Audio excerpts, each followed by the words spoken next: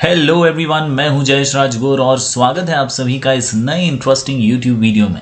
दोस्तों, हम पढ़ रहे हैं 12th स्टैंडर्ड का इंफॉर्मेशन टेक्नोलॉजी और आज हम करने जा रहे हैं एक और चैप्टर 12th कॉमर्स का जिसका नाम है एंटरप्राइज रिसोर्स प्लानिंग। जी हाँ दोस्तों, एक थियरी चैप्टर है और बोर्ड एग्जाम के लिहाज से 10 मार्क्स के लिए पूछा जा सकता है। जी हाँ दोस्तों, कई ऑब्जेक्टिव्स इस चैप्टर में से आ सकते हैं। साथ ही साथ ये एक ईजी चैप्टर होने की वजह से इसमें से कुछ थियोरेटिकल क्वेश्चंस 2 मार्क के लिए 4 मार्क के लिए भी पूछे जा सकते हैं। बाकी ये चैप्टर छोटा सा ही है और इसमें कुछ ही ऐसे कॉन्सेप्ट्स हैं जो आप अगर क्लियरली समझ जाएं तो आसानी से आप 10 मार्क पूरे के पूरे हासिल कर लेंगे बोर्ड एग्जाम के अंदर। जी हाँ दोस्तों, आईटी का ईआरपी यानी एंटरप्राइज रिसोर्स प्लानिंग, ये चैप्टर आपको मॉडर्न डे में कंप्यूटराइज्ड मैनर में रिसोर्सेस को एक ऑर्गेनाइजेशन में कैसे प्लान करना चाहिए इसी के ऊपर नजर डालने पर मजबूर करेगा। जी हाँ दोस्तों, ये चैप्टर आपको बताएगा कैसे अलग अलग ऑर्गेनाइजेशन मॉडर्न वर्ल्ड में इंफॉर्मेशन मैनेजमेंट के प्रॉब्लम को ईआरपी पैकेजेस के जरिए सॉल्व कर सकते हैं। तो चलिए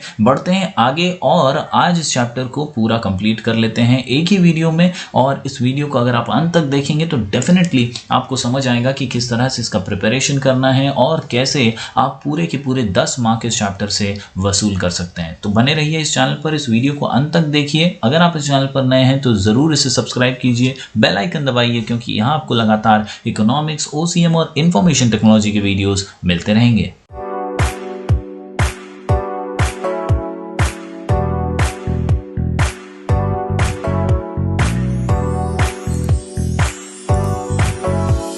चलिए दोस्तों, शुरू करते हैं एंटरप्राइज रिसोर्स प्लानिंग में व्हाट इज एन एंटरप्राइज से। जी हाँ दोस्तों, आम भाषा में एंटरप्राइज एक ऑर्गेनाइजेशन, एक फर्म है, मगर एग्जैक्टली अगर हम देखें तो ये बहुत सारे इंडिविजुअल्स, बहुत सारे रिसोर्सेस और बहुत सारी एक्टिविटीज से बना हुआ है। और इसीलिए an enterprise is a group of people and other resources working together for a common goal. जी हाँ दोस्तों, अगर मैं सिंपल भाषा में आपको कहूँ तो एक कॉमन मकसद के लिए, एक कॉमन गोल के लिए, जब एक कॉमन मकसद के लिए, एक कॉमन गोल के लिए बहुत सारे लोग अलग अलग एक्टिविटीज करते हुए, अलग अलग रिसोर्सेस का इस्तेमाल करते हुए एक साथ काम करते हैं तो उस जगह को हम एंटरप्राइज कहते हैं। जी हाँ दोस्तों, फिर एक बार दोहरा दूं, an enterprise is a group of people and other resources working together for a common goal. जी हाँ दोस्तों, आज के इस मॉडर्न डे वर्ल्ड में ये जो ऑर्गेनाइजेशंस हैं, ये जो फर्म्स हैं या जिसे हम एंटरप्राइज कहते हैं, इनके पास बहुत सारी एक्टिविटीज होती हैं। ये सिंगल एंटिटी तो है लेकिन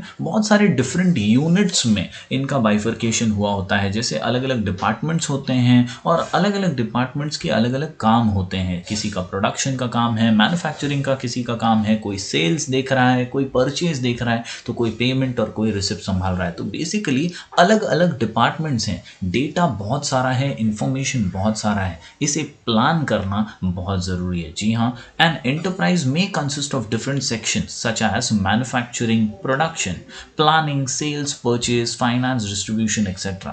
Each department will have their own duties and responsibilities and they are working to achieve the objective which is set for the enterprise। यानी कहीं ना कहीं सभी का मकसद कॉमन है, सभी का गोल कॉमन है, सभी ऑर्गेनाइजेशन की सफलता के लिए काम कर रहे हैं और इसीलिए काम बहुत ही स्मूथली और इफेक्टिव वे में होना जरूरी है। तो ये था दोस्तों पहला question, what is an enterprise. याद रखिए, it is a group of people and other resources working together for a common गोल। यानी बहुत सारे अलग अलग लोग अलग अलग रिसोर्सेज का इस्तेमाल करते हुए जब एक साथ काम करते हैं एक गोल, एक मकसद को अचीव करने के लिए, तो उसे हम एंटरप्राइज कहते हैं। बढ़ते हैं आगे दोस्तों, अब बात करते हैं व्हाट इज रिसोर्स। तो रिसोर्स तो बहुत सारे प्रकार की होती हैं। एक ऑर्गेनाइजेशन में, एक एंटरप्राइज के अंदर you have financial resources as well as you have physical यानी ह्यूमन रिसोर्सेज। तो man, material, money and machine के बाइफर्केशन हम यहाँ पर देख सकते हैं। There are different types of resources in an enterprise like man, material, money and machine. जो ऑर्गेनाइजेशन इन सभी का इस्तेमाल ऑप्टिमम करेगा, बिना वेस्टेज के करेगा या वेस्टेज कम से कम करने की कोशिश करेगा ना, वही सक्सेसफुल होगा। और वही ज़रूरत है आज के इस मॉडर्न डे वर्ल्ड की कि मैन, मटीरियल, मनी और मशीन को प्रॉपरली इस्तेमाल किया जाए, ऑप्टिमम यूटिलाइज किया जाए। Information system can be design for various departments of an enterprise so that accurate and timely data can be provided to the concerned persons, यानी हम सही डेटा अगर प्रोवाइड करें वर्कर्स को, एम्प्लॉयज़ को, सबऑर्डिनेट्स को, सुपीरियर्स को, तो ऑटोमेटिकली वो और अच्छा काम कर पाएंगे, उनकी एफिशिएंसी भी बढ़ जाएगी। तो रिसोर्सेज का सही इस्तेमाल होना चाहिए। जब भी आपको एग्जाम में ये आए दोस्तों व्हाट इज़ रिसोर्स, तो याद रखिए man, material, money and machine, ये रिसोर्सेज हैं, ये डिफरेंट टाइप्स ऑफ रिसोर्सेज हैं और एक इंफॉर्मेशन सिस्टम है जो अलग अलग डिपार्टमेंट्स को प्रॉपर रिसोर्सेज पहुंचाते रहता है। दोस्तों अगर बात करें व्हाट इज प्लानिंग की, तो प्लानिंग के बिना तो कुछ भी नहीं चल सकता। प्लानिंग बहुत ज़रूरी है आपके परफॉर्मेंस को इम्प्रूव करने के लिए, आपके गोल्स को डिसाइड करने के लिए, आपके ऑब्जेक्टिव्स, आपके मकसद को तय करने के लिए। Thus, planning helps managers to improve future performance by establishing objectives and selecting a course of action for the benefit of organization। यानी ऑर्गेनाइजेशन के भले के लिए, ऑर्गेनाइजेशन की ग्रोथ और प्रॉस्पेरिटी के लिए हमें प्लानिंग करनी ही चाहिए। तो इस प्रकार दोस्तों 3 महत्वपूर्ण शब्द और उनके मीनिंग हमने समझने की कोशिश की। What is an enterprise, what is resource and what is planning. चलिए अब बढ़ते हैं आगे और देखते हैं कि क्या एग्जैक्टली ये कॉन्सेप्ट है एंटरप्राइज रिसोर्स प्लानिंग का। दोस्तों आप देख सकते हैं यहाँ पर लेफ्ट हैंड साइड पे एन एंटरप्राइज, तो यहाँ पर एग्जैक्टली है क्या, तो यहाँ पर बहुत सारे लोग हैं जो अपने अपने तरीके से अपना अपना काम कर रहे हैं, पीपल। इसके अलावा देयर आर मेनी रिसोर्सेस, फिर वो ट्रांसपोर्ट रिसोर्सेज हों या मशीनरी हो या अलग अलग जो फाइनेंशियल या ह्यूमन रिसोर्सेज हैं, वो रिसोर्सेज भी एक एंटरप्राइज में होते हैं। साथ ही साथ हर एंटरप्राइज का कुछ न कुछ गोल, ऑब्जेक्टिव या मकसद होता है जो वो अचीव करने के लिए काम करता है।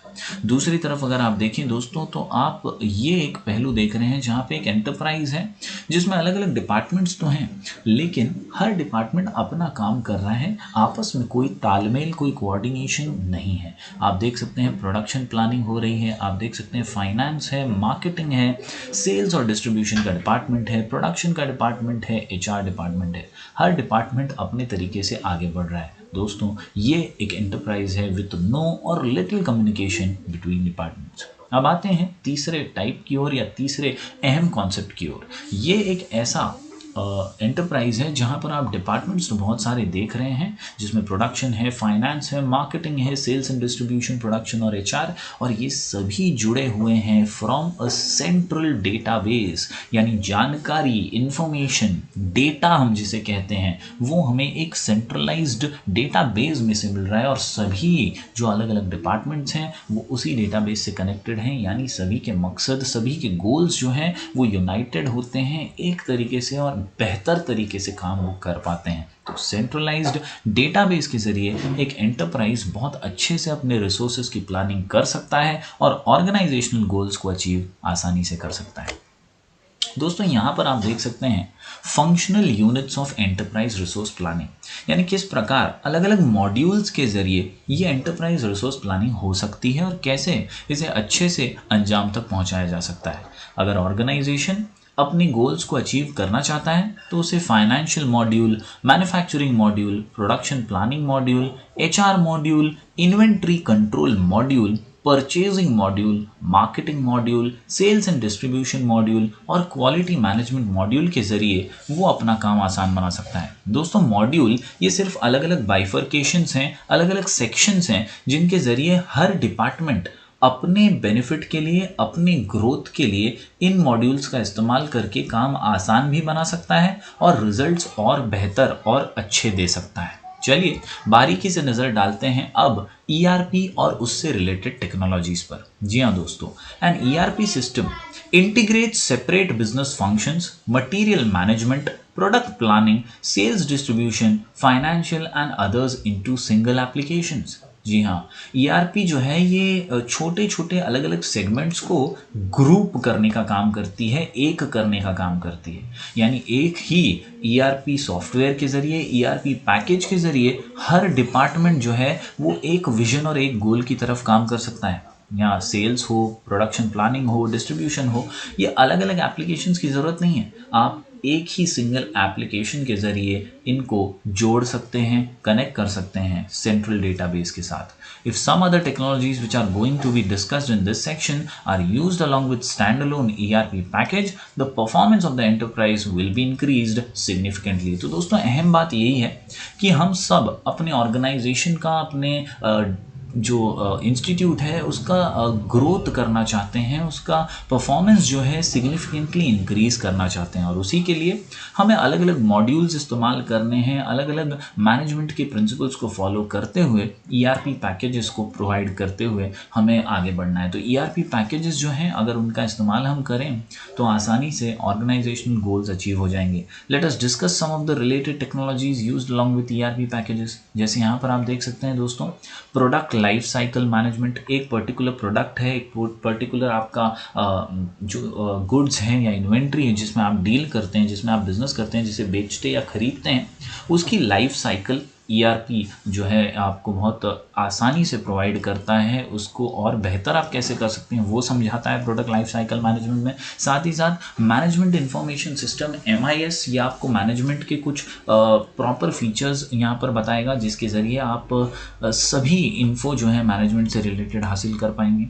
सप्लाई चेन मैनेजमेंट करके एक मॉड्यूल है। इसके अलावा कस्टमर रिलेशनशिप मैनेजमेंट। आपने महसूस किया होगा दोस्तों, कई कंपनीज कस्टमर रिलेशनशिप बिल्ड करने के लिए बहुत मेहनत करती हैं और ERP उसमें मदद प्रोवाइड करता है। फिर वो रेगुलरली कस्टमर्स को SMS सेंड करना हो, ईमेल सेंड करना हो, उनसे फीडबैक लेना हो, ये सारी चीज़ें कस्टमर रिलेशनशिप मैनेजमेंट CRM के ज़रिए होता है। साथ ही साथ डिसीजन सपोर्ट सिस्टम DSS, इसके ज़रिए दोस्तों आसानी से ऑर्गेनाइजेशनल गोल्स को अचीव करने के लिए सही निर्णय लेना, ये भी हम कर पाते हैं डिसीजन सपोर्ट सिस्टम के ज़रिए। तो इस प्रकार दोस्तों ये अलग अलग टेक्नोलॉजीज़ हैं जिनका इस्तेमाल अगर ERP पैकेजेस के साथ करें तो बहुत बेहतर रहेगा किसी भी ऑर्गेनाइजेशन के लिए।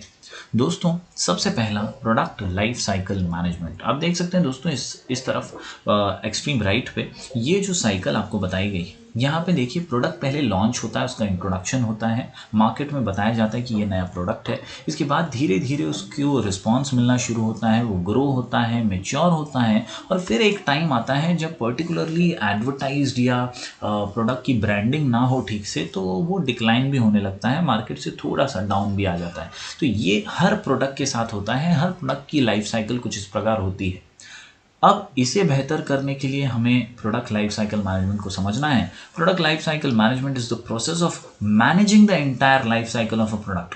उसे इंट्रोड्यूस कैसे करना चाहिए, उसकी ग्रोथ पे कैसे ध्यान देना चाहिए, उसकी मैच्योरिटी में हमें कैसे प्रोडक्ट को लोगों तक ज़्यादा से ज़्यादा पहुंचाना चाहिए, और साथ ही साथ डिक्लाइन पीरियड में किस तरह से मार्केट में अपनी पकड़ बनानी चाहिए, ये सारी चीज़ें प्रोडक्ट लाइफ साइकिल मैनेजमेंट में हम आसानी से कर सकते हैं। जी हाँ दोस्तों, product life cycle is used for determining the life span of a product. For example, अगर किसी कंपनी ने एक नया प्रोडक्ट लॉन्च किया है तो प्रोडक्ट लाइफ साइकिल मैनेजमेंट के जरिए वो एक लाइफ स्पैन की प्रोडक्ट कितना चलेगा मार्केट के अंदर, कितनी इसकी डिमांड होगी, कितना इसका हमें सप्लाई करना चाहिए, प्रोडक्शन करना चाहिए, वो सभी आपको यहाँ पर पहले ही पता चल सकता है।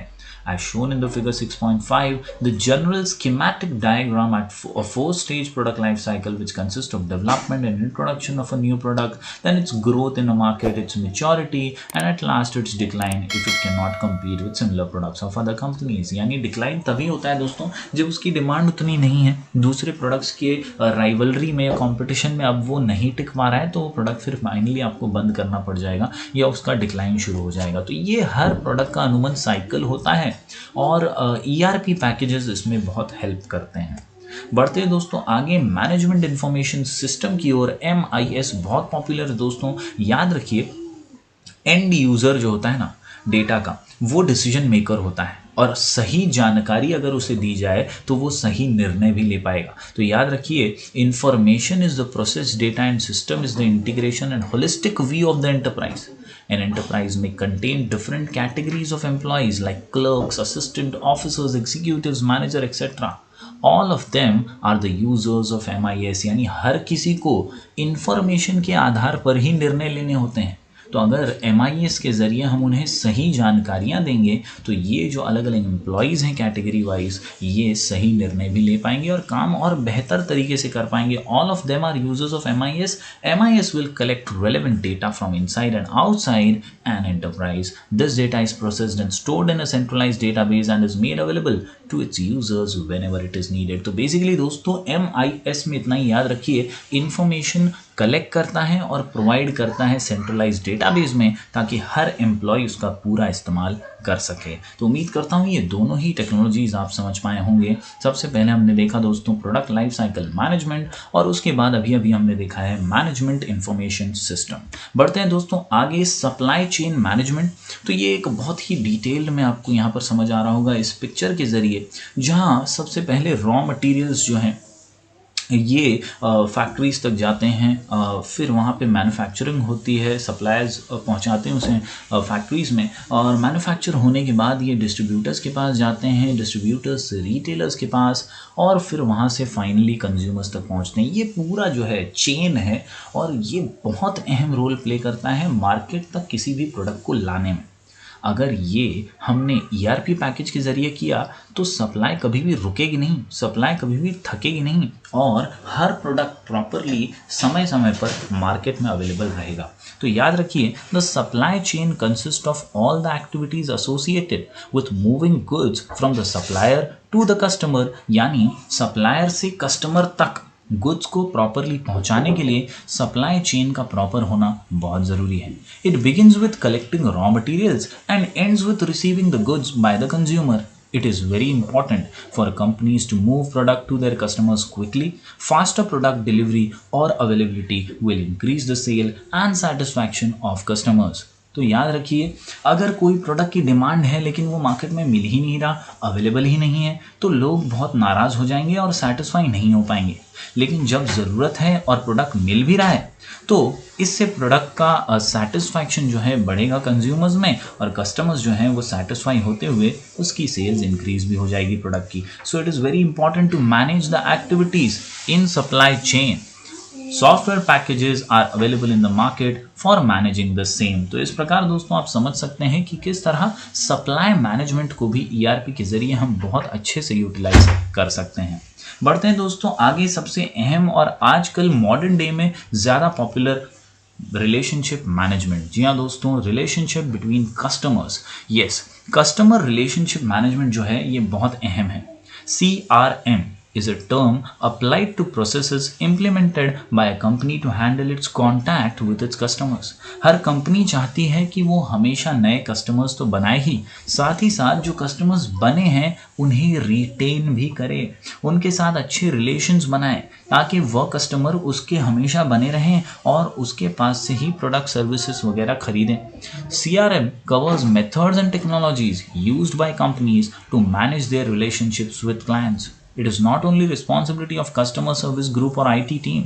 It touches all major part of an enterprise, and figure 6.1 shows the process involved in CRM. तो आप यहाँ पे देख सकते हैं, सबसे पहले तो मार्केटिंग है, जहाँ कस्टमर को आप दिखाते हैं प्रोडक्ट एडवर्टीजमेंट्स के ज़रिए, या सेल्स डोर टू डोर करके आप मार्केट करते हैं, प्रोडक्ट के बारे में लोगों को बताते हैं. यहाँ पर running campaigns, generating leads from a database. इसके अलावा फिर बाद में बेचा जाता है प्रोडक्ट, सेल्स होती है, फिर ऑर्डर्स, और बाद में सपोर्ट सिस्टम, जहाँ पर कुछ अगर क्वेरी है या फीडबैक है कस्टमर का तो वो लिया जाता है. आजकल ये बहुत पॉपुलर है दोस्तों. ईमेल्स और SMS के ज़रिए कस्टमर्स से कांटेक्ट में रहने की हर कंपनी कोशिश करती है, और इसी से सक्सेसफुली कस्टमर रिलेशनशिप मेंटेन रहती है. Customer relationship management CRM is one of the most important modules दोस्तों, और इसके ज़रिए एंटरप्राइज की रिसोर्स प्लानिंग बहुत बढ़िया हो सकती है, बहुत अच्छी हो सकती है. चलिए दोस्तों बढ़ते हैं आगे, और अब हम पढ़ने जा रहे हैं डिसीजन सपोर्ट सिस्टम. जी हाँ दोस्तों, डिसीजन सपोर्ट सिस्टम ये एक बहुत अहम चीज़ है, और ये एक ऐसा फ्रेमवर्क है जो अलग अलग प्रोसेसेस के ज़रिए निर्णय लेने में, डिसीजंस लेने में मदद करता है. जी हाँ दोस्तों, अलग अलग एम्प्लॉयज़ अलग अलग प्रोसेसेस में काम करते हैं.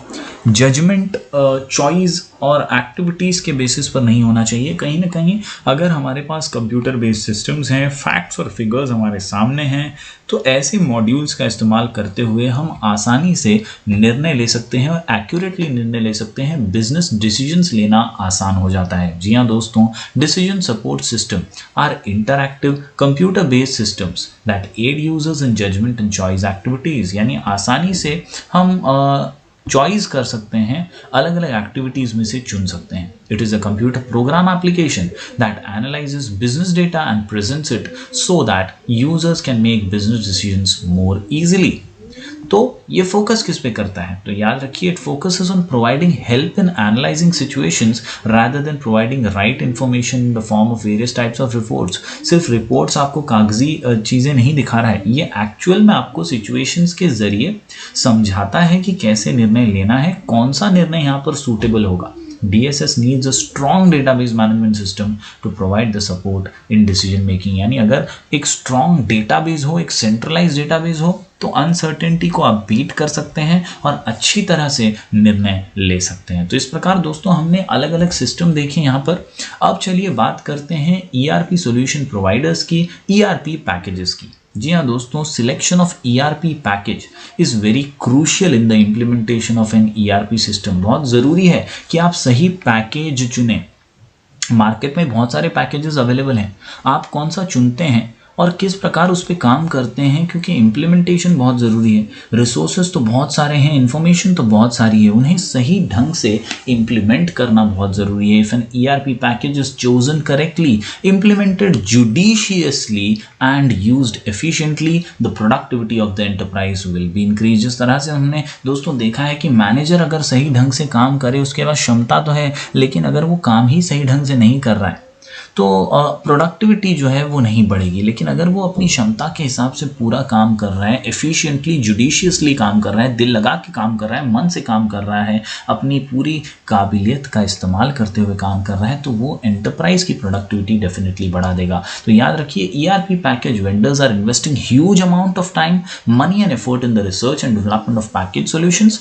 There are so many ERP vendors in the world, जैसे कि Oracle, SAP, Odoo, Bitrix 24 etcetera. इसके अलावा माइक्रोसॉफ्ट डायनामिक्स और टैली, ये तो काफ़ी पॉपुलर हैं और कई जगहों पर देश दुनिया में इस्तेमाल किए जाते हैं। इन ERP पैकेजेस के ज़रिए रिसोर्सेज को प्लान करना काफ़ी आसान हो जाता है। दोस्तों अगर बात करें हम ओरेकल की, तो Oracle was originally known for its database system rather than it's ERP system.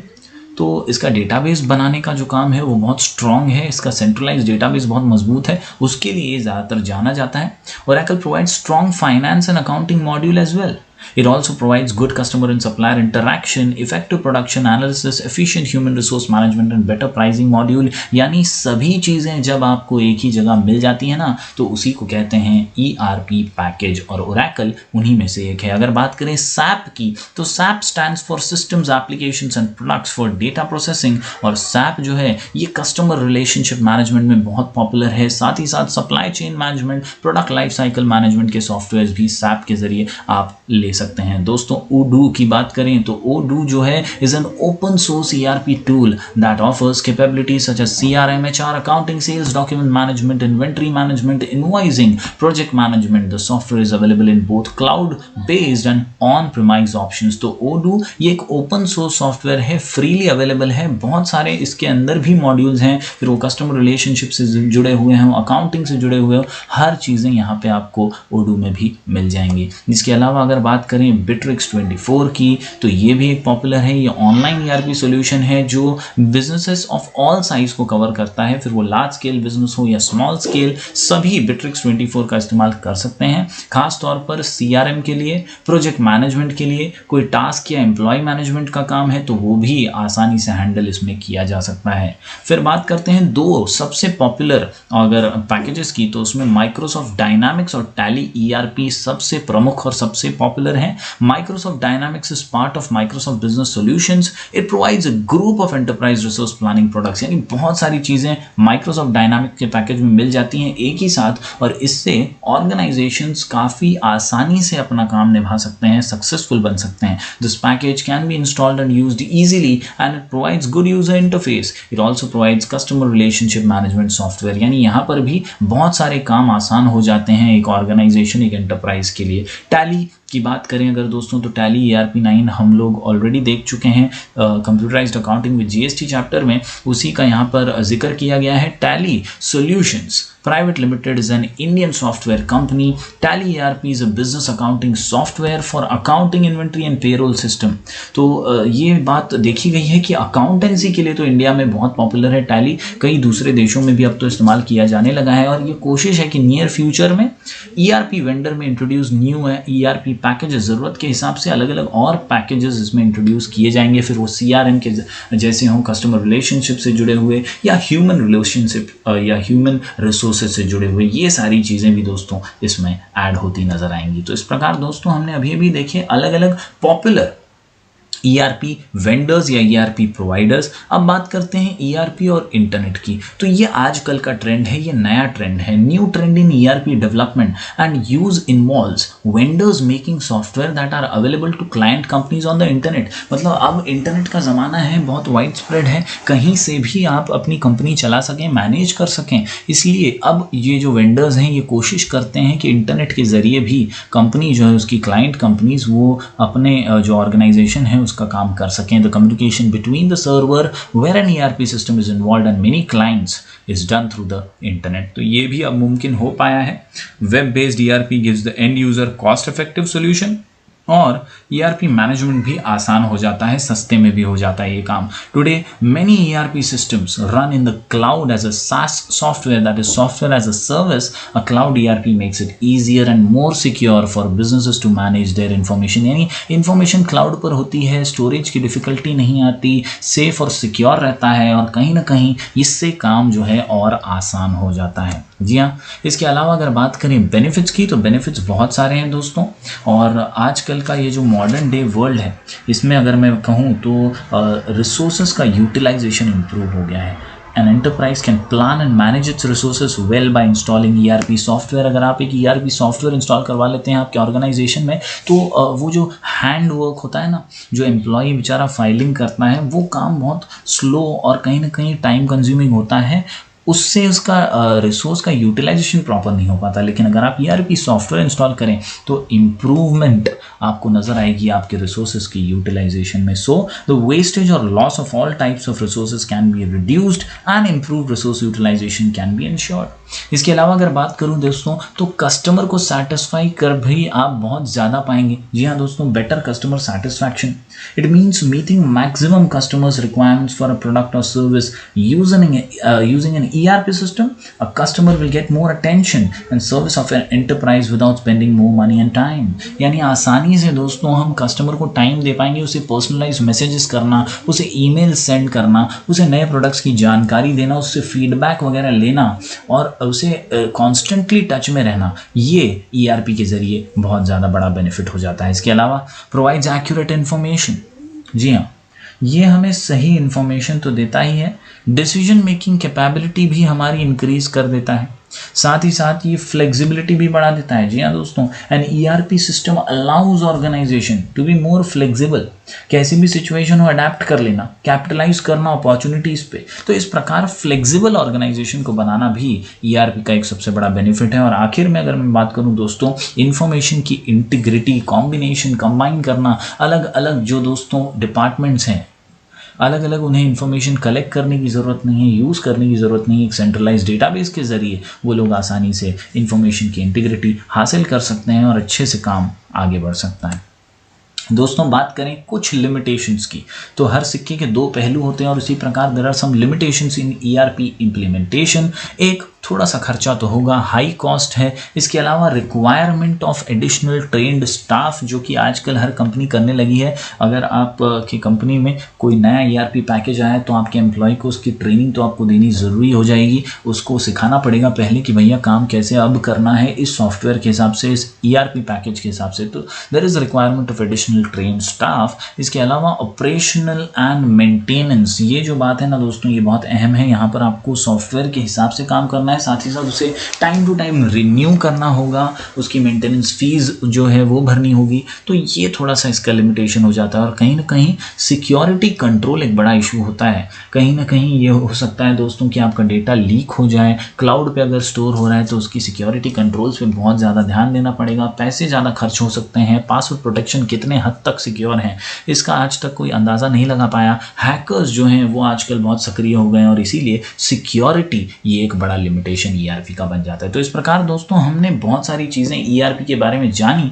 Basically आप समझ लीजिए ईआरपी पैकेजेस जो हैं ये कुल मिलाकर के एक एंटरप्राइज जो ग्रुप ऑफ पीपल है, जो अलग अलग रिसोर्सेज का ग्रुप है, जो एक साथ काम कर रहे हैं एक कॉमन गोल को अचीव करने के लिए ना, उनको आसानी प्रोवाइड करने के लिए ईआरपी पैकेजेस आए हैं मार्केट में, और इनके ज़रिए वाकई में ऑर्गेनाइजेशनल गोल्स को अचीव करना आसान हो गया। अगर हम फ्यूचर ऑफ ईआरपी की बात करें दोस्तों तो बहुत अच्छा फ्यूचर है, बहुत बेहतर फ्यूचर है। Artificial intelligence services are impacting every facet of business operations. इसके अलावा the concept of machine learning is evolving, embedded business intelligence, analytics और डेटा मैनेजमेंट, ये सभी जो है हर ऑर्गेनाइजेशन हर क्षेत्र में आगे बढ़ने के लिए कोशिश इसकी कर रहे हैं। There will be more ERP transaction triggered by sensors and external systems और डिवाइसेस। तो इस प्रकार दोस्तों उम्मीद करता हूं ये 10 मार्क का छोटा सा चैप्टर एंटरप्राइज रिसोर्स प्लानिंग आप समझ पाए होंगे। एक ही वीडियो में हमने इसे कवर कर लिया है। काफ़ी आसान सा चैप्टर है।